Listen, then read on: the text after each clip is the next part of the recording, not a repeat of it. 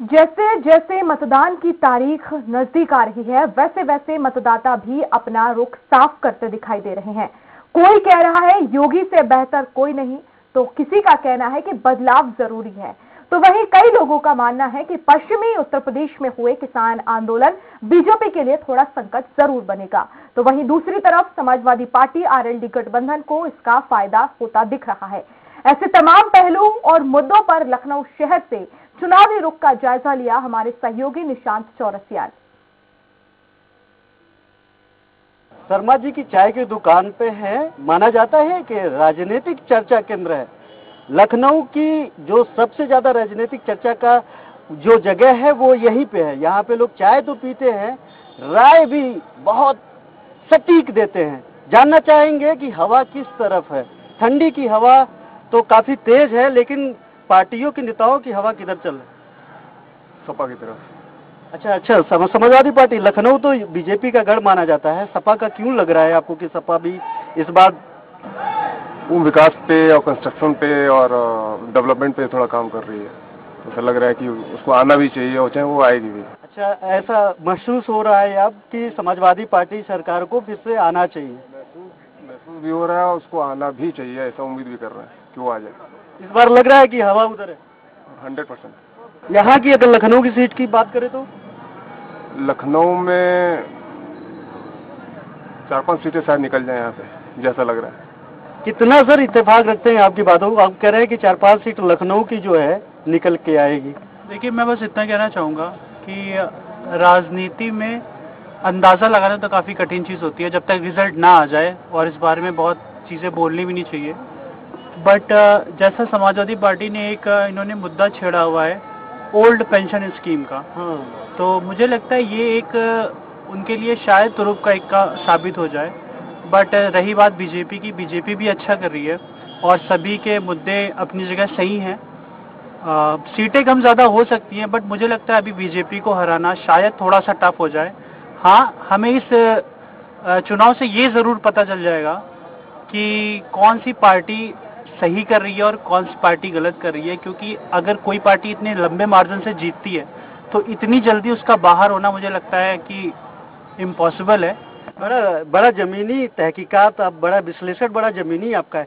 2007 से 2012 मायावती जी रहती हैं मुख्यमंत्री यहाँ के, 2012 से 2017 फिर अखिलेश यादव आते हैं। ये 3 कार्यकाल आपने देखा होगा और हमको लगता है कि तब आप शरीक हो रहे होंगे, मतलब आपको जानने की पूरी जानकारी का एक वक्त आ गया था आपकी उम्र के हिसाब से। तो फिर ये तीनों को देख करके क्या डिफरेंस लगा आपको? देखिए, अगर आप 2007-8 की बात करते हैं तो उस टाइम तो शायद मेरी इतनी एज भी नहीं थी कि मैं इलेक्शन में मतदान भी कर सकूं, तो उतना मुझे आइडिया नहीं था उस टाइम के बारे में। लेकिन जैसा कि मैंने समाजवादी पार्टी का कार्यकाल देखा, उनके समय भी बहुत सी अच्छी चीज़ें हुई। जैसे नया आयोग बना, मैं खासकर आपने बोला युवा, तो इस पर्पज़ से मैं उनके बेरोजगारों के बारे में बात करना चाहूँगा कि उन्होंने नया अधीनस्थ आयोग बनाया, उससे वैकेंसी आई, उसमें काफ़ी लोग आए। और हालांकि उनसे भी उस टाइम पे बहुत सी चूक हुई जिनसे उनकी गवर्नमेंट गई। और हमेशा क्या होता है ना कि एक पॉलिटिकल स्पेक्ट्रम ऐसी चीज़ होती है कि ये एक साइकिल होती है, एक आदमी जाता है दूसरा आता है ना। कोई इनका 10 साल का सीन हो गया, तो अगर गवर्नमेंट जाती भी है तो मुझे लगता है इसमें कोई वैसी बात नहीं है, क्योंकि उन्होंने 10 साल तक सेवा दिया है उत्तर प्रदेश। माननीय मुख्यमंत्री योगी आदित्यनाथ जी, इन्होंने भी काफ़ी अच्छा काम किया है। मैं क्या लग रहा है सर, लखनऊ की बात करें, भारतीय जनता पार्टी का गढ़ माना जाता है, यहाँ पे लगातार वो सीटें निकालती है। क्या लग रहा है इस बार कुछ बदलाव होगा या फिर से रिपीट होनी? सब रिपीट होगा सब कुछ। ऐसा क्यों लग रहा है? समाजवादी पार्टी तो कह रही है कि हमारे। पार्टियां तो बोलेंगी ही, विपक्ष की पक्ष की सब अपने अपना बात तो रखेंगी ही, लेकिन जो जनता का आंकड़ा है, जो कई चैनल्स का सर्वे है, मैं अपनी बात नहीं बता रहा हूँ, मैं ओवरऑल आपकी मीडिया की बात बता रहा हूँ। तो मीडिया से जो अगर 5 की बात करें तो 4 ने सर्वे क्लियर कर दिया है, तो इसका मतलब वो चीज़ सही है। अगर मैं बोलूंगा गलत है तो मीडिया को झूठा साबित नहीं कर सकता हूँ। कि आपको क्या लग रहा है कि व्यक्तिगत कितना सही रहा योगी का कार्यकाल 2017 से लेकर के 22 तक? योगी का कार्यकाल बड़ा अच्छा रहा, बहुत जमीनी स्तर पर काम हुई है। आप उन किसानों से पूछिए जिनके अकाउंट में पैसे आ रहे हैं, जिनको सारा काम मिल रहा है गाँव में। हाँ, कुछ चीज़ें होती हैं, कोई भी गवर्नमेंट 100% परफेक्ट काम नहीं करती है, कुछ ना कुछ चीजें। तो बहुत सारे आरोप लगा रही है। सपा तो आरोप लगाएगी ही, उसने किया क्या है? भाजपा भी सपा के लिए तो आरोप लगा रही है। नहीं तो वो तो विपक्षी पार्टी है तो आरोप प्रत्यारोप तो चलता रहेगा।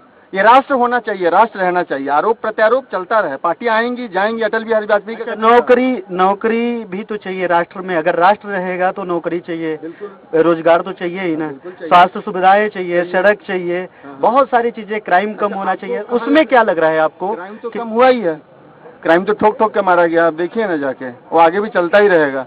अभी इनकाउंटर स्पेशलिस्ट को टिकट मिला है, तो इस तरह के लोग राजनीति में आ रहे हैं, ये बड़ा अच्छा है समाज के लिए। राजेश्वर सिंह खड़े हुए हैं सरोजनी नगर से, जो इनकाउंटर स्पेशलिस्ट है, उनका पूरा खानदान आईपीएस है, उनकी वाइफ आईपीएस है, वो खुद आईपीएस थे, ईडी के मतलब डायरेक्टर होके उन्होंने वीआरएस लिया है। तो ठोको नीति की समर्थन करते हैं। माजी से कितना इत्तेफाक रखते हैं? इधर शस्त्र और शास्त्र दोनों जितना कह रहे हैं वो लोग 100% कह रहे हैं।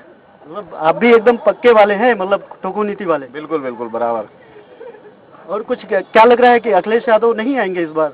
बिल्कुल नहीं आएंगे, बिल्कुल। जब राष्ट्रवाद की बात कर दी है, राष्ट्र की बात कर दी है, तो हम तो समझ ही गए। हमारे बॉस हैं जो जितना कहेंगे उतना सही कहेंगे। ये कम्युनिटी, ये इनके बॉस है, जितना कहेंगे सही कहेंगे।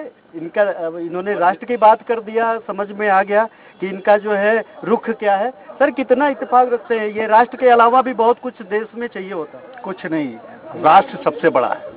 राष्ट्र सबसे बड़ा है। राष्ट्र ऊपर कुछ नहीं, ना धर्म ना मजहब, कुछ नहीं है। और जो राष्ट्रवादिता है, वो मेरा ये मानना है कि मोदी सरकार में जितना राष्ट्रवादिता है, देश के लिए काम किया है, उसका कोई मूल्यांकन नहीं किया जा सकता है। पिछले वर्षों में जितना भी रहा है, और अभी का बात है, जैसे रक्षा की बात हो, एक बुलेट प्रूफ जैकेट नहीं थी, ढंग की राइफलें नहीं थी, आज कहां से कहां तक पहुंच गया। आप क्या देश देख रहा है? माने या ना माने आदमी, किसी प्रेरणा वशीभूत होते हुए किसी पक्ष में जातिवाद, संप्रदाय वगैरह वगैरह के चक्कर में ये कोसना मोदी जी को बराबर हो रहा है। लेकिन सिर्फ जाति और संप्रदाय और ये जो धर्म की राजनीति है, क्या मोदी जी और बीजेपी नहीं करती है? देखिए साहब, ये बहुत क्लियर मेरा मानना, हर एक क्रिया के विपरीत बराबर दिशा में प्रतिक्रिया होती है।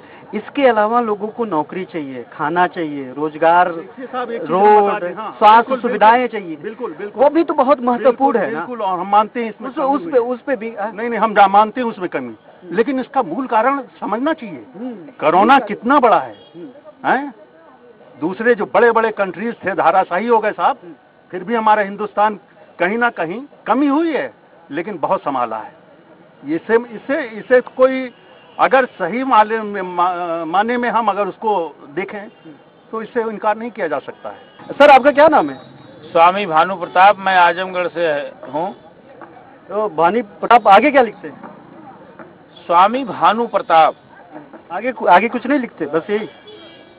अब यही तो जो मैं लिखता हूँ वही बता रहा हूँ। नहीं, दरअसल अभी एक इंटरव्यू देख रहा था योगी आदित्यनाथ जी का, उनसे किसी ने सवाल किया कि जो है आपको ठाकुर बोला जाए, उन्होंने कहा कि जाति प्राउड होना चाहिए, तो आप अपना जाति नहीं लगाते हैं क्या? तो ऐसा है, अब पूरा संतों का संविधान योगी बाबा से नहीं चलेगा ना। योगी बाबा सरकारी संत बना दिए, सरकारी राम भी बना रहे हैं, सरकारी जहां भर्ती की जरूरत है तहां सिमला बना रहे हैं। जब उनसे नौकरी की बात करो तो कैराना बोलेंगे, और डीजल 100 रुपया हो गया तो जिन्ना बोलेंगे, पेट्रोल 100 रुपया पार हो गया। नाराज का है? नाराज इसलिए ना, नाराज नहीं है, सत्य बोल रहे हैं। सत्य ये है, कोरोना काल में ऑक्सीजन से एक भी व्यक्ति मरा, एक भी व्यक्ति नहीं मरा, यही सत्य है। यही हिंदू का धर्म है, यही राम राज आया है। गाय तड़प के नहीं मर रही है, ब्राह्मण नहीं मरा, गंगा में मानव का शव नहीं सड़ा, कुत्ता नोच नोच नहीं खाए, छात्रों पे बर्बर लाठी नहीं चलाई जा रही है। जब ये बाबा मुख्यमंत्री बने थे तो इतना बड़ा षड्यंत्र वहीं शुरू हुआ। ये इतना बड़ा ब्लीचिंग पाउडर विधानसभा में रख करके, क्योंकि हमें आरडीएक्स दे दिया गया योगी बाबा को उड़ाने के लिए। और जब जांच हुई तो उस पर फर्श धोने वाला साबुन निकला। तो जांच भी तो सरकारी ने ही तो करवाया था ना। तो सरकार तो ही करवा रही है। सरकार ने ही कहा कि किसान आतंकवादी हैं, सरकार ने कहा किसान मवाली हैं, सरकार ने उनके रास्तों में लोहा ठोकवा दिया, और सरकार ने फिर कहा हमारे तपस्या में चूक। अच्छा, लेकिन आप इतना नाराज हैं सरकार को लेकर नाराज नहीं के, हूँ। या सच्चाई है जो भी है, नाराज नहीं हूँ, लेकिन ये क्या सीधा है। आम जनता तो कह रही है कि हमको योगी को फिर से चाहिए, भारतीय जनता पार्टी आम जनता नहीं चाह रही है। जनता है क्या? जनता गांव में बसती है, गरीब है, जो ठेला चलाता है, मजदूरी करता है, किसानी करता है। उससे पूछो, जब उसका लड़का तड़प तो अब ऑक्सीजन बिना मर गया, कमाऊ पुत्र चला गया, राम भरोसे ये छोड़ दिए। ऐसी नीति नियत बनाए कि 1,000 100 किलोमीटर पैदल मजदूर किसान चला। अब आज जब चुनाव आ गया तो इनको ये कहना चाहिए, सच्चाई है, इनको ये कहना चाहिए कि हमने नौकरी कितना दिया। 2 करोड़ नौकरी की बात किए थे, कितना करोड़ नौकरी दिया? कहाँ आपने महंगाई कम किया कि नहीं किया? कहाँ चला गया? क्या लग रहा है? ये तो पूरा एकदम उखेड़े पड़े हैं, कह रहे हैं कुछ हुआ ही नहीं। इतना बड़ा प्रदेश है, इतना बड़ा प्रदेश है, ठीक है ना, कुछ तो सच्चाई झूठाई तो चला ही करता है। एक छोटा सा घर होता है, आदमी तो उसको संभाल नहीं पाता है। अब एक गैस की बीमारी की एक कुदरती चीज है, ठीक है ना, ये किसी आम आदमी का हाथ में नहीं है, ठीक है ना। इतना बड़ा प्रदेश है, कोई जिएगा, कोई मरेगा, कोई बीमारी आएगा। अब सरकार को अगर सारा दोष दे दे तो हमारे नजर से ठीक नहीं है। मतलब भारतीय जनता पार्टी, योगी सरकार कैसा की? लखनऊ के ये हाल, उनकी प्रयास थी, उन्होंने जो किया ठीक किया। ये तो कह रहे हैं ठीक किया, और लोगों से भी बात करते हैं। आपको क्या लग रहा है, माहौल क्या है इस वक्त? तो सपा की लहर है। अच्छा, तो समाजवादी पार्टी, भारतीय जनता पार्टी का लहर नहीं है? लहर क्यों ना, टक्कर है दोनों में। क्या लग रहा है इस बार सरकार किसकी आनी चाहिए? सपा की आनी चाहिए। क्यों? समाजवादी पार्टी काम किया है, क्या काम किया है? बहुत से काम किए, जैसे कुछ तो बता दीजिए। बहुत से काम किए हैं। समाजवादी पार्टी के समर्थक हैं कि मतलब एकदम ऐसे बताइए कि ये काम किया है। आगरा एक्सप्रेसवे बनवाया, मेट्रो बनवाई, अभी उन्हीं का काम नहीं हो पाया। अच्छा, मतलब ये आगरा एक्सप्रेसवे, मेट्रो जो है, ये सब काम नहीं योगी जी भी कह रहे हैं कि पूर्वांचल एक्सप्रेसवे कर बनवाए हमने, और भी उनके कार्यकाल में उसका काम चालू हुआ था। अच्छा, और क्या, मतलब वो जो है योगी जी ने नहीं किया था। फिर वो नाम बदलते हैं, नाम बदलने का काम करते हैं। 100 का 112। जहाँ पे आप है लखनऊ को लेकर के क्या लग रहा है? यहाँ पे भाजपा का गढ़ माना जाता है, कोई भी सरकार बनाती है, यहाँ पे तो भारतीय जनता पार्टी आने से क्या है, जनता खुद जवाब देगी। आप भी तो जनता ही है, नेताजी है। क्या है जनता? हम जी, आप आम आदमी है ना? जी जी। आप किसको वोट देंगे? अभी तो अखिलेश क्या देंगे, खुले देंगे, और क्या। हमको लग रहा था बदलने जा रहे हैं। अच्छा, बदलने जा रहे हैं। और भी लोग हैं दादा? अच्छा, आप नहीं बोलते हैं? अच्छा, क्या लग रहा है आपको, किसको वोट देंगे इस बार? भैया आपकी तो अखिलेश की सरकार आएगी। अखिलेश को ही वोट करेंगे? हाँ, वो उन्हीं को वोट किया जाएगा भाई। 5 साल में ऐसा क्या हुआ कि मतलब अखिलेश को याद करने लगे, योगी जी याद नहीं है? ऐसा है, अखिलेश जी ने, जब अखिलेश जी की सरकार थी तो उन्होंने इतना फायदा जनता को दिया है कि उतना जो है जल्दी नाद जैसे एक्सीडेंट हो गया या कोई बीमारी अचानक आ गई तो उतना जल्दी नाद नहीं पहुंच सकते हैं जितना जल्दी गाड़ियां पहुंच जाती हैं, जो व्यवस्था है मोल एंड शो है। तो अखिलेश जी ने बहुत ही बड़ा काम किया है। बार क्या लग रहा है आपको कि किस तरफ हवा है? देखिए, दोनों की है टक्कर, मगर सपा की लहर अच्छी है। इस बार सपा की लहर अच्छी है। पश्चिमी उत्तर प्रदेश में तो पूरा एकदम रात भर पूरा अखिलेश यादव, जयंत चौधरी पूरा एकदम लगे हुए। नहीं, वो देखिए आदमी सब भूल जाता है आजकल। वो आ गया है कि 2 घंटे बाद आदमी सब भूल जाता है, मगर इस टाइम सपा की लहर अच्छी है। योगी जी से लोग परेशान हो गए। कोरोना में कोई प्रोजेक्ट नहीं, कुछ नहीं करा। 2-2 साल का बच्चा, 4-4 साल का बच्चा महाराष्ट्र से बिहार पैदल आया है, और लोगों ने मदद करना, अगर मदद करी है रास्ते में तो पुलिस ने मारा है हमको। तो सीएम के स्टेटमेंट देखिए कितने खराब हैं, चीफ मिनिस्टर का। उनका जो ट्वीट और वो जो भाषा यूज कर रहे हैं उससे गलत है।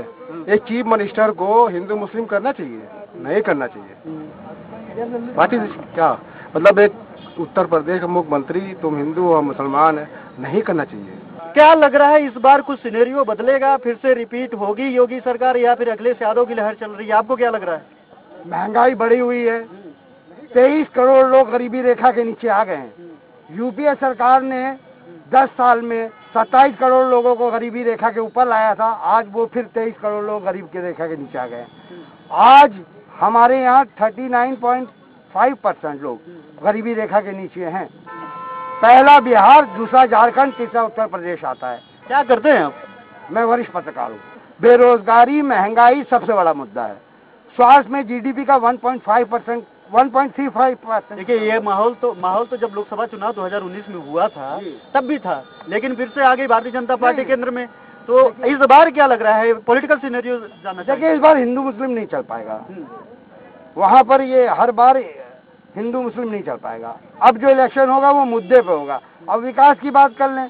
अब 9 प्रदूषित, क्या क्या है मुद्दा इस बार? देखिए 7 प्रदूषित शहर है पूरे वर्ल्ड में, जिसमें पहले में चीन है और बाकी 7 में उत्तर प्रदेश की है। अब आप बताइए, लखनऊ वासी हम लोग हैं, 9 साल हम लोग की उम्र कम हो गई है वायु प्रदूषण से, उस पर कोई बात ही नहीं हो रही है। महंगाई, बेरोजगारी सबसे बड़ा मुद्दा है।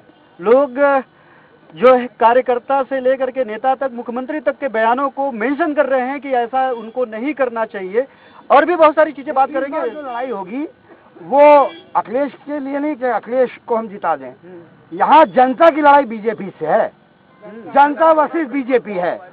जहाँ पर अखिलेश जीते होंगे अखिलेश को जिताया जाएगा, जहाँ पर भाजपा जीते होंगे भाजपा को जिताया जाएगा, और जहाँ कांग्रेस जीता होगा वह कांग्रेस का, हराना बीजेपी को है। बस यही मुद्दा है।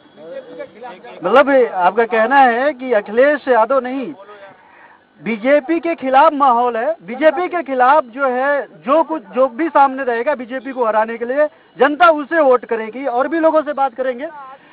क्या लग रहा है, ये सब लोग तो कह रहे हैं कि बड़ा अलग हवा चल रही है, जनता लड़ रही है बीजेपी के खिलाफ, फिर केंद्र में सरकार, फिर राज्य में इतनी ज्यादा सीटें, आपको क्या लग रहा है? किसकी? भारतीय जनता पार्टी। भारतीय जनता पार्टी की बात कर, सरकार उसी की। भारतीय जनता पार्टी का इस बार सफाया होने जा रहा है पूरी तरह से।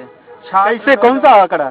छात्र में असंतुष्टि है, बेरोजगार पड़े हैं 4 साल से 5 साल से, और पुरानी पेंशन भी बहाल होने जा रही है। उसके बाद जो है किसानों में, मजदूर में, गरीबों में एक असंतोष व्याप्त है।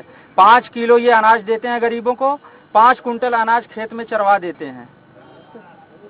ठीक है, अब मतलब वो जो है फिर वही मुद्दा लेकर के आगे, गाय वाला, सांड वाला है, वो तो सबसे बड़ा मुद्दा है। उत्तर प्रदेश या भारत जो है कृषि प्रधान देश है। कृषि पर हमारी अर्थव्यवस्था टिकी हुई है, कृषि का ही ये विनाश करवा रहे हैं। किस पार्टी से हैं? वैसे तो हम सुहेलदेव भारतीय समाज पार्टी के प्रदेश अध्यक्ष हैं, अल्पसंख्यक प्रकोष्ठ के। लोग कहते ये है कि जो है जो भाजपा है, सीट उट मिल गई और अच्छा व्यवस्था मिल गया, और भारतीय जनता पार्टी की तरफ फिर चली जाएगी। उसको तो चाहिए अपना। देखिए, सीट और सत्ता और पद के लिए अगर माननीय नेता ओम प्रकाश राजभर जी रहे होते तो आज वो मंत्री पद में बने रहे होते। यही एक उत्तर प्रदेश के ऐसे नेता हैं जो पद प्रतिष्ठा की कभी लालसा ही नहीं किए। ये गरीबों की आवाज बने, गरीबों के नेता रहे। आज गरीबों के मसीहा के रूप में आदरणीय अखिलेश यादव जी के साथ एक नया विकल्प बनकर तैयार हुए उत्तर प्रदेश में। क्या लग रहा है इस बार कहीं ये छोड़ करके समाजवादी पार्टी चले गए तब तो ये तो भारतीय जनता पार्टी को लपक पड़ेगी? देखिए, सवाल अब पार्टी का नहीं रह गया। ऐसा है, आपको प्रभु अगर नई आवाज है तो आप थोड़ा से, आवाज हमारी इसलिए है कि ये पूरे उत्तर प्रदेश के गरीबों और जो तड़प रहे हैं उसकी आवाज है, मिल के आवाज निकल, आक्रोश की आवाज है। और सुनिए, ये पार्टी का सवाल नहीं रहा। जैसे लोग कह रहे हैं जनता का ने, ये संविधान बचाने का चुनाव है, लोकतंत्र बचाने का चुनाव है। ये सपा की भाषा है, ये सपा की नहीं, जनता की भाषा है। और सुनिए, चौथा स्तंभ आप हैं। आप बताइए, आप बोलिए, क्या मुख्यमंत्री को जो बोल रहे हैं बाबा जी कि बुलडोजर चला देंगे, गर्मी निकाल देंगे, ये संविधान, ये एक संवैधानिक पद पे हज में उसी आप भी चौथे स्तंभ हैं। आप मैं जवाब, भारत के अच्छा, अगर आप हमसे जवाब चाहते हैं हाँ, तो ये है जवाब। अगर उनके उस भाषण से उनको वोट मिल रहा है, वोट नहीं, तो वो बोल रहे हैं। आम जनता की क्या जिम्मेदारी की बात नहीं, यही तो हमने कहा। आप बोलिए ना कि ये गलत है कि सही है, आप बोल दीजिए। मैं उन्हीं का उसी जवाब तो वही दे रहा। ये संविधान के तहत आप चौथे स्तंभ हैं जो गरीबों की आवाज देते हैं। क्या योगी भी होकर गाय के रखवाले होकर, मुख्यमंत्री जी ट्वीट करते हैं, मुख्यमंत्री जी भाषण देते हैं, और चौथे स्तंभ से सवाल किया जाता है कि वो सही है कि गलत है। वो तो तय जनता करती है, उनको जिता करके भेजती है। फिर भी उसके बाद भी बहुत सारी बातें हैं। अच्छा, आप हमारे साथ हैं सर, नाम बता दीजिए। जी, मैं doctor Shamsher Yadav, Jagrana advocate, high court Lucknow. Political background भी है, कहीं चुनाव ना? सिर्फ वकील ने पूछे। अच्छा, तो क्या लग रहा है आपको, इनकी बातों से कितना इत्तेफाक? एकदम सही है। इस प्रदेश पर हम लोग शर्म की बात है कि इस प्रदेश में एक गुंडा राज कर रहा है। ठीक, जो कहते हैं कि गुंडा जो है या इस देश से बाहर चले गए, सबसे बड़ी क्रिमिनल हिस्ट्री इस प्रदेश के मुख्यमंत्री के पास थी, जो कि अपना मुकदमा स्वयं ले लिए। भारतीय संविधान ये कहता है कि कोई भी व्यक्ति अपने ऊपर लगे हुए आरोप को ट्रायल के दौरान खत्म कराएगा, या अगर किसी भी अपराधी को छोड़िए, किसी भी पुलिस अफसर या अधिकारी के खिलाफ अगर कोई आरोप लगता है तो उसका जांच या जो है सुनवाई दूसरा व्यक्ति करता है। और जो इस प्रदेश का मुख्यमंत्री अपना मुकदमा खुद ही वापस ले लिया, यह गलत है। आम व्यक्ति के ऊपर एक गाली गलौज या शांति भंग का भी अगर मुकदमा होता है तो उसकी सुनवाई जो है दूसरा न्यायालय करता है, ट्रायल होता है उसका। एक मुख्यमंत्री के ऊपर जिसपे इतने जघन्य अपराधों का आरोप हो, जिसमें जो है दंगा भड़काने तक के मुकदमे लगे हों, जिसमें जो 307 तक के मुकदमे हों, वह स्वयं वापस ले लेता हो, यह शर्म की बात है इस जो है देश और प्रदेश के जो है जनता के ऊपर जो ऐसे लोगों को चुनती है। अखिलेश जी ने जो भी राज किया वो यहाँ पर कुछ विकास किया होगा, लेकिन गुंडा राज किया। योगी जी ने सारा गुंडा राज बंद कर रखा है, दलाली बंद कर रखी है।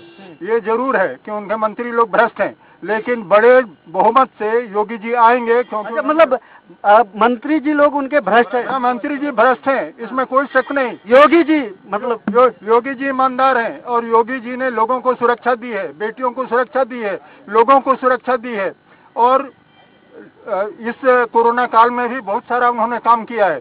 योगी जी बहुत पूर्ण बहुमत से यहाँ पर लौटेंगे और गुंडाई का राज नहीं चलेगा। सपा बुरी तरह हार रही है और बसपा तो कहीं है ही नहीं। नमस्कार। क्या नाम था आपका? नाम बताइए। रमेश उपाध्याय। उपाध्याय जी, आप ही की तरफ से बोल रहे हैं, आप क्या बोल रहे हैं? ऐसा है, मैं प्रोफेसर देवेंद्र प्रताप सिंह राजभर हूँ।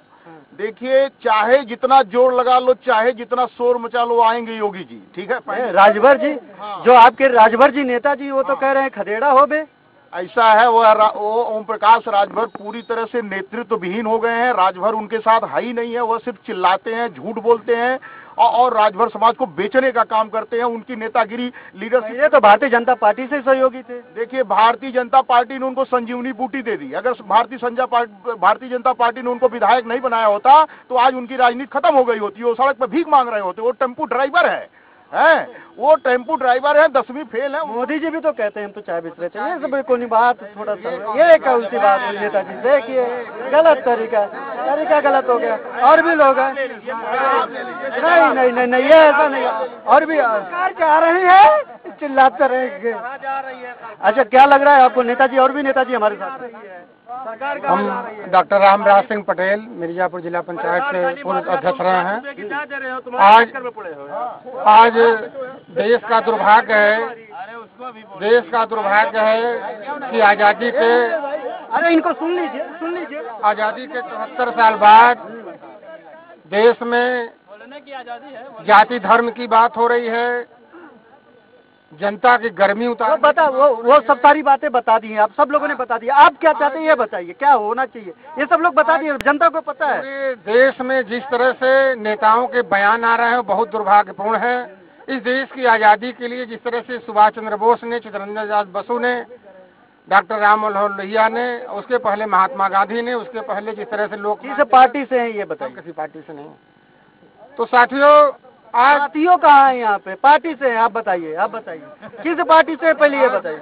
हम भारतीय किसान सेना के राष्ट्रीय अध्यक्ष। जिस तरह से आज पूरे देश में, आज मिर्जापुर बनारस में जिस तरह से माफियाओं को संरक्षण दिया जा रहा है, कहिए तो नाम ले लें, तमाम ऐसे गुंडे हैं जो मुख्यमंत्री के संरक्षण में हैं, उनके ऊपर कोई कार्रवाई नहीं हो रही है। वो तो कह रहे हैं कि ठोको नीति चल रहा है। आप कह रहे हैं संरक्षण, क्या लग रहा है? कौन सा जो है ठोको नीति चल रही है भाई? हमारे देखिए, गुंडा राज अगर खत्म किया है तो योगी जी ने खत्म किया है। और खाली सुन लीजिए, मीडिया से बात हो रही है, अगर योगी जी ने खत्म किया गुंडा राज, आज के पहले 5 साल पहले हमारे विकास के ऊपर अगर सबसे बड़ा चीज है विकास, जो जनता देख रही है विकास, गांव में जो विकास हो रहा है उस पे देख रही है। आज के 5 साल लाइट नहीं आती थी, आज 18 घंटे गांव में लाइट मिल रही है। और एक भी घर बना है वहां भी खंभा गड़ा हुआ है जो है, और लाइट वहां तक घर तक गई है जो है। और लाइटिंग सबको मिली है, गांव में शौचालय सबको सुविधा दी गई है। अखिलेश जी कहते हैं, अखिलेश जी, अरे सुन लीजिए, लाइट की बात कर रहे हैं। अखिलेश जी कहते हैं 2012 से 17 तक 19 थर्मल प्लांट हमने लगाए हैं। कहाँ लगाए? और इस समय इंडिया कहाँ जल रही थी? लाइट तो 6 घंटे भी गांव में नहीं आती थी, आज 18 घंटे लाइट चल रही है। 24 घंटे लाइट जो है, 24 घंटे लाइट जो है शहर में मिल रही है आज जो है, और 18 घंटे चल रही है।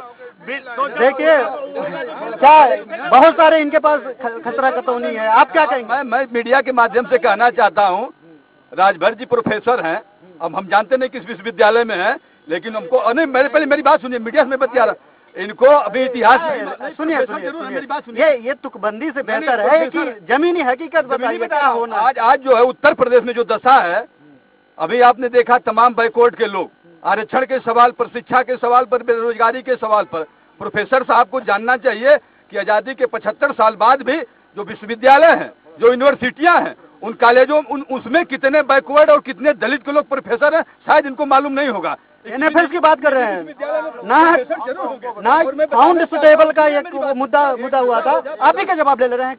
तो वो कह रहे हैं कि जो ओबीसी हैं, जो दलित वर्ग है, NFS नॉट फाउंड सुटेबल, एक नया जो सिगुपा छोड़ दिया गया, उनको मौका ही नहीं दिया जा रहा। माननीय जी जो बात कह रहे हैं उससे मैं सहमत हूँ।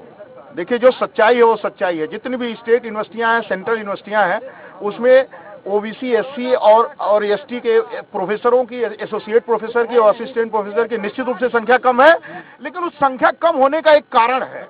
कारण है कि एससी, एसटी, ओबीसी, हमारी बात पूरी सुनिएगा, एससी, एसटी, ओबीसी जो है पढ़ता लिखता नहीं है, हायर एजुकेशन नहीं लेता। जब आप पढ़ेंगे नहीं तो आपको डिग्री कहाँ से मिलेगी, और जब डिग्री नहीं मिलेगी तो आप प्रोफेसर कैसे बनेंगे? तो आपको अगर प्रोफेसर बनना है, वैज्ञानिक बनना है, साइंटिस्ट बनना है, तो आपको पढ़ना पड़ेगा, हायर एजुकेशन लेना पड़ेगा। सुनिए, एक मिनट।